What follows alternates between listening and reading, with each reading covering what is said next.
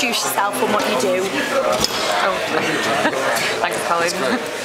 Hi, I'm Vijay Nair. I run a group of companies in India. The main one is called Only Much Louder, which is artist management. We have a record label called Counterculture, production house which does music videos and documentaries called Babelfish, and a digital company called OML Digital.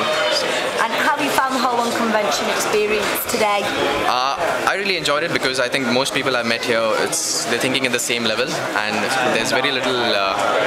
I can't stand that fancy conventions where basically no work happens, and I think seminars like this is about ideas, and if you don't come up with ideas at the end of it, it's of no point. So networking is secondary for me.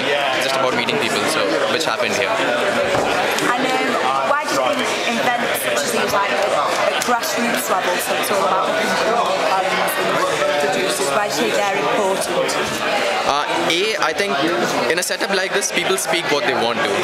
You're not being diplomatic, you're not trying to get in anyone's good books, and it's only out of discussions like that that the good ideas come about. And for artists, I think it was affordable, that you can access some of the best minds. You know, they might not be the richest people in the music business, but they're the best minds in the music business. And that's what you need, because that's where I think indie music worldwide is moving to.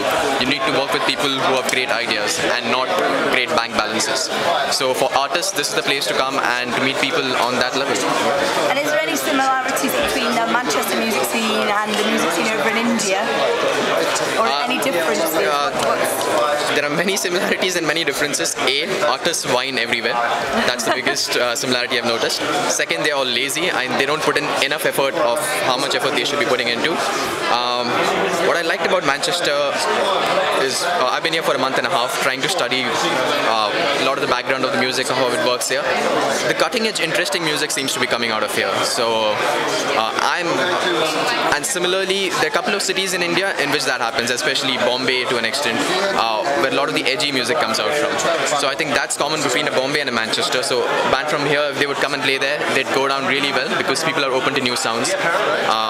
Similarly, I think it would work for Indian bands to come here and play. Otherwise, yeah, I'm trying to work with more people in the music business sector here and figure out what similarities could be there. And what's grabbing your attention in the music scene today, whether it's over in India or the UK? Is there any particular bands that you've got tipped to the top?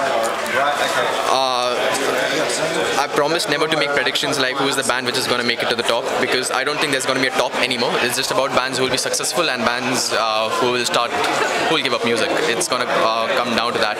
But there are quite a few bands I saw here who were brilliant, and for me, one from Manchester called Sonic Boom 6. I love those guys because very keen on getting them down, because if kids back there see the kind of stuff they are doing, it's a new scene, you know, the whole skank thing that they've got going, it's a new scene, and that's what you need to do. You don't need more classic rock bands and heavy metal bands coming to India. We've had our share of it. So that needs to happen. Apart from that, I saw Laura Marling and I thought she was great. Mumford & Sons, I thought they were brilliant. I'm hoping that I can catch Fink probably live sometime. And I saw Maximo Park, who strangely I've never heard ever back in India, and I went there. It was pretty good, and I didn't realize that they were fairly big and popular here. It was a good gig, so and yesterday I saw a really great gig in Manchester. In fact, I think there was music from the Penguin Cafe that was playing, and I got an invite for that, and that's music I would have never seen in my life if I wasn't here.